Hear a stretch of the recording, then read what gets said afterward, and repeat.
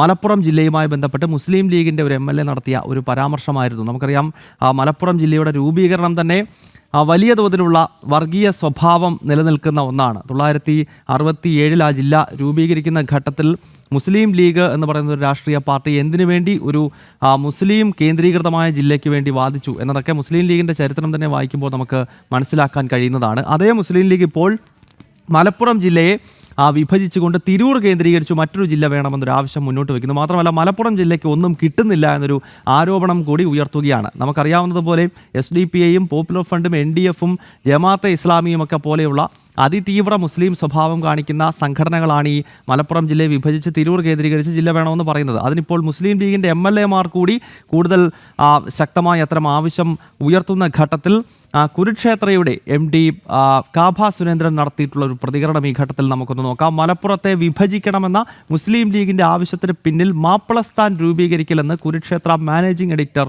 കാഭ സുരേന്ദ്രൻ 10 അണയ്ക്ക് കത്തി വാങ്ങി കുത്തിവാങ്ങും പാകിസ്ഥാൻ എന്ന് മുദ്രാവാക്യം വിളിച്ചവരുടെ പിൻതലമുറക്കാർ ഇപ്പോഴും മലപ്പുറത്തുണ്ടെന്നും അവരാണ് മലപ്പുറത്തെ വിഭജിക്കണമെന്ന് ആവശ്യപ്പെടുന്നതെന്നും കാഭ സുരേന്ദ്രൻ ചൂണ്ടിക്കാണിക്കുന്നു. ഞങ്ങളുടെ കോഴിക്കോട് റിപ്പോർട്ടർ അനഘ ഹർഷൻ കാഭയുമായി നടത്തിയ ആ ഒരു അഭിമുഖം കണ്ട് മടങ്ങിയെത്താം.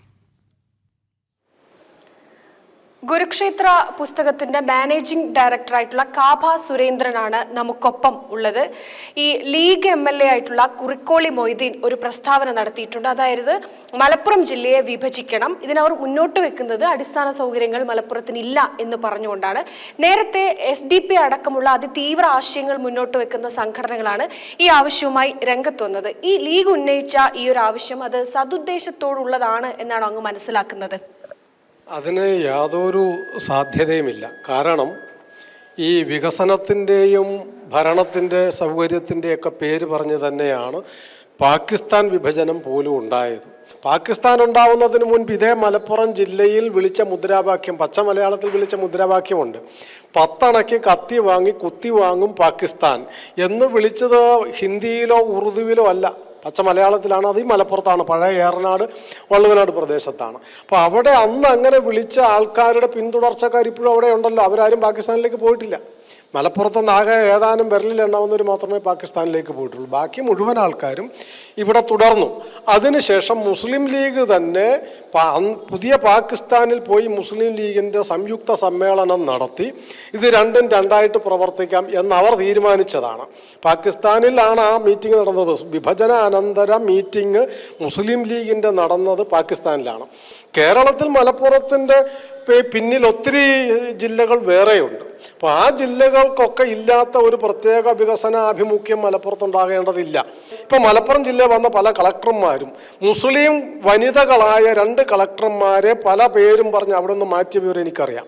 ഒരാൾ ആലുവയിലുള്ളതാണ്. അവർ തട്ടം ഉപയോഗിച്ചില്ല എന്നുള്ളതായിരുന്നു കാരണം. കളക്ടർ തട്ടമിടാത്ത ആൾ കളക്ടറേറ്റ് പിടി അങ്ങനെ വാഴും എന്ന് പറഞ്ഞ് മാറ്റപ്പെട്ടിട്ടുണ്ട്. നിയമപരമായ ഒരു പൗര കാര്യങ്ങളും പൗര നിയമങ്ങളൊന്നും പാലിക്കേണ്ടതല്ല എന്ന് കണക്കാക്കുന്ന മുഴുവൻ പേരുമല്ല ഞാൻ പറയുന്നത്. അങ്ങനെ ധാരാളം പേരുള്ള ഒരു പ്രദേശമാക്കി മലപ്പുറത്തിനെ മാറ്റിക്കൊണ്ടിരിക്കുകയാണ്. ഇവിടുത്തെ നിയമം ഞങ്ങൾ തീരുമാനിക്കും എന്ന നിലയിൽ ഫലത്തിൽ സംഭവിക്കുന്നത് എന്തെന്ന് വെച്ചാൽ മലപ്പുറം ഒരു പുതിയ മാപ്പിളസ്ഥാൻ, അതാണ് ഇവരുടെ ലക്ഷ്യം. അതായത് മതാടിസ്ഥാനത്തിലാണ് ഇവർ ഈ വിഭജനം മുന്നോട്ട് വെക്കുന്നത് തന്നെയാണ് യാഥാർത്ഥ്യം. യാതൊരു സംശയവുമില്ല. കാരണം എന്തെന്ന് വെച്ചാൽ ഈ വികസനം എന്ന് പറയുമ്പോഴല്ലേ നാട്ടുകാരുടെ മുമ്പിൽ, മാധ്യമങ്ങളുടെ മുമ്പിൽ കണ്ണിൽ പൊടിയിടാൻ പറ്റുള്ളൂ. ഫലത്തിൽ ഇവർ ആഗ്രഹിക്കുന്നത് പുതിയ ഒരു മാപ്പിള ജില്ല കൂടി ഉണ്ടാവുക എന്നുള്ളതാണ്. ഇപ്പോൾ കഴിഞ്ഞ കുറച്ച് വർഷം മുന്നേ ഡീലിമിറ്റേഷൻ ഉണ്ടായി പാർലമെൻറ്റ് ഈ നിയമസഭാ മണ്ഡലങ്ങളുടെ. ആ സമയത്ത് തിരുവിതാംകൂറിലുള്ള മണ്ഡലങ്ങളുടെ എണ്ണം കുറയുകയും മലബാറിലെ മണ്ഡലങ്ങളുടെ എണ്ണം കൂടുകയും ചെയ്തു. അതിൽ 4 എണ്ണം കൂടിയത് മലപ്പുറം ജില്ലയിലാണ്. അപ്പോൾ ഈ ഡീലിമിറ്റേഷനാണ് പലപ്പോഴും വരാൻ പോവുക. അതിലൂടെ ഈ മുസ്ലിം MLAമാരെ MP-മാരെ കൂടുതൽ ഉണ്ടാക്കിയെടുക്കുക. അതിലൂടെ ക്രമേണ ഒരു മത പ്രദേശമായി ഇവർ പറയുന്നുണ്ടല്ലോ, വാര്യംകൊന്നനെ അവർ അഭിമാനപൂർവ്വം പറയുന്നുണ്ട്. വാര്യംകുന്നൻ ഉണ്ടാക്കിയത് മതരാജ്യമായിരുന്നു. ആ മതരാജ്യം ഉണ്ടാക്കാനുള്ള പുതിയ തന്ത്രമായിട്ടാണ് ഈ തിരൂർ ജില്ലയുടെ ആവശ്യവും ഉന്നയിക്കുന്നത്. ഈ മാപ്പിളക്കലാപം നടന്നല്ലോ. ആ മാപ്പിളക്കലാപം നടന്നപ്പോൾ ഏറ്റവും കൂടുതൽ ആൾക്കാരും ഏറനാട് വള്ളുവനാട് ഭാഗത്തുനിന്ന് ഓടിപ്പോയ ഹിന്ദുക്കൾ തിരുവിതാംകൂറിലേക്ക് ഓടിപ്പോയവരുണ്ട്, മംഗലാപുരത്തേക്കും തമിഴ്നാട്ടിലേക്ക് ഓടിപ്പോയവരുണ്ട്. ബാക്കി ദൂരേക്ക് ഓടിപ്പോകാൻ ഗതിയില്ലാത്ത ഹിന്ദുക്കൾ ഭൂരിപക്ഷം ഓടിപ്പോയത് തിരൂർ ഭാഗത്തേക്കാണ്. ഈ പടിഞ്ഞാറൻ ഭാഗത്തേക്കാണ്. അപ്പം അവിടം കൂടെ തങ്ങളുടെ നിയന്ത്രണത്തിൽ കൊണ്ടുവന്നാൽ ശ്വാസം മുട്ടിച്ചു കൊല്ലാൻ കഴിയും ഒരു പറ്റം ആൾക്കാരെ എന്ന ഗൂഢമായ ആഗ്രഹം കൊണ്ട് തന്നെയാണ് പുതിയ മാപ്പിളസ്ഥാൻ തന്നെയാണ് അവർ ആഗ്രഹിക്കുന്നത്. പാകിസ്ഥാൻ ഉണ്ടാകാൻ തുടങ്ങുമ്പോൾ തുടങ്ങിയ വാദം എന്താണോ അതേ വാദമാണ് മലപ്പുറം ജില്ല ഉണ്ടാക്കാൻ തീരുമാനിച്ചപ്പോൾ നടത്തിയതും ഇപ്പോൾ തിരൂർ ജില്ലയ്ക്ക് വേണ്ടി വാദിക്കുമ്പോൾ അവർ ഉന്നമാക്കുന്നത് പുതിയൊരു മാപ്പിള ജില്ല തന്നെയാണ്. ഈ മുസ്ലിം ലീഗിന്റെ ഈ മലപ്പുറം ജില്ല വിഭജിക്കണമെന്ന ഈ ഒരു ആവശ്യത്തിന് പിന്നിൽ ഒരു മാപ്പിളസ്ഥാൻ ഉണ്ടാക്കുക എന്നാണ് കാഭ സുരേന്ദ്രൻ പറയുന്നത്. കോഴിക്കോട് നിന്നും ക്യാമറമാൻ ശശികുമാർ പടന്നക്കാടിനൊപ്പം അനഘ ഹർഷൻ, ജനം.